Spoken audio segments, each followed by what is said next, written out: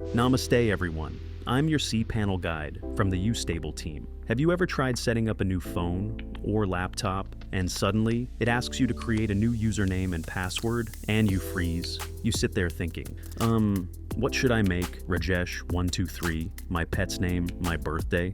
Because you know, if you forget this later, you're doomed.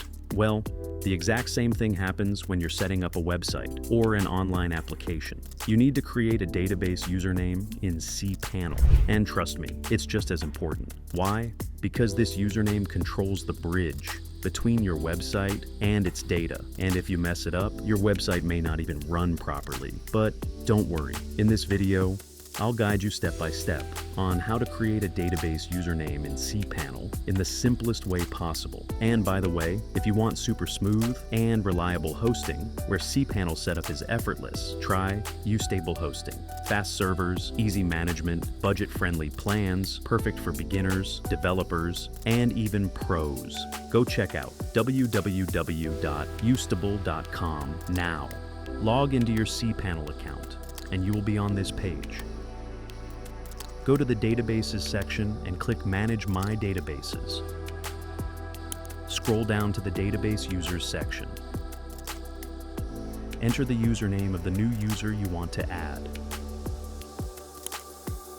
cPanel automatically adds a prefix with the entered username.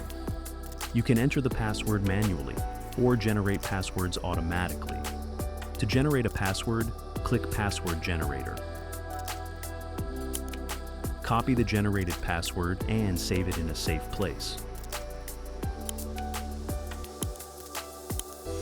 Now, click to check the box after saving the password and then click the Use Password button. The generated password is very strong. Click the Create User button. That's it.